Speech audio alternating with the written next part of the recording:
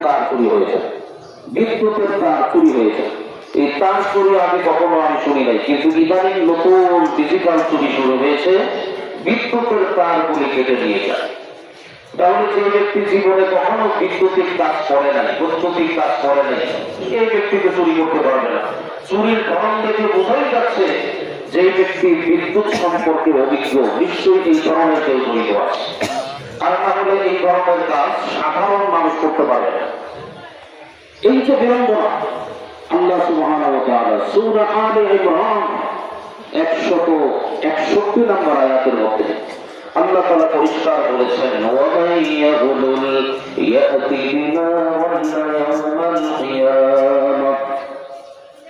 যে ব্যক্তি দুনিয়াতে চুরি করবে, এটা কিন্তু কোরআনে কারীমের কথা বলতেছে।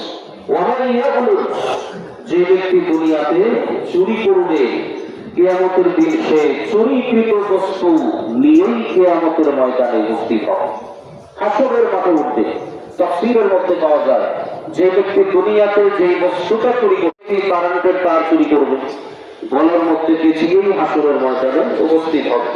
যে ব্যক্তি মসজিদের জুতা চুরি করবে, এই ব্যক্তি গলার মধ্যে জুতা গলায় দিয়েই হাসরের ময়দানে উপস্থিত হবে। এটা হলো এই চোরকে পুরা হাসরবাসীর সামনে আল্লাহ তাআলা লাঞ্ছিত করবে, বেইজ্জতি করবে। দুনিয়ার মধ্যে এই ব্যক্তি চুরি করত, আজকে কিয়ামতের ময়দানে সমস্ত হাসরবাসীর সামনে আল্লাহ তাআলা তাকে লাঞ্ছিত অবস্থ করবে।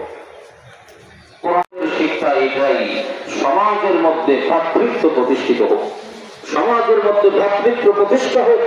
এটাই হলো ঈদ উল ফিতরের শিক্ষা, এটাই ঈদ উল ফিতরের শিক্ষা, রমজানের শিক্ষা। যদি আমরা রমজানের শিক্ষা আর ঈদের শিক্ষা থেকে শিক্ষা অর্জন করে নিজেদের জীবনকে সাজাতে পারি, ইনশাআল্লাহ আশা করা যায় সমাজের মধ্যে শান্তি প্রতিষ্ঠিত হবে, সমাজের সাথে সাথে দেশের মধ্যেও শান্তি প্রতিষ্ঠিত।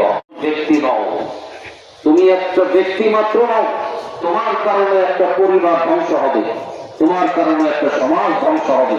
কাজে নেশার জগৎ থেকে ফিরে আসো, ইসলামের আলোকিত পথে ফিরে আসো, নিজের জীবনকে আলোকিত করো, তোমার মহল্লাবাসীদেরকে তাদেরকেও আলোকিত করো, তোমার সমাজকেও আলোকিত করো। এটাই ঈদ উল ফিতরের আহ্বান। সমস্ত অপকর্ম ছেড়ে দাও, গুনাহের কাজকে ছেড়ে দাও, সকলেই ভাই ভাই হয়ে যাও, তাকওয়ার গুণ অর্জন করো, সবরের গুণ অর্জন করো, সম্প্রীতির গুণ অর্জন করো, মানুষকে ভালোবাসতে হবে, এই গুণ অর্জন করো। যদি আমরা অর্জন করতে পারি, ইনশাআল্লাহ আমাদের সমাজে শান্তি প্রতিষ্ঠিত হবে। আমি একটা দুঃখের কথা বলতে চাই, অল্প সময়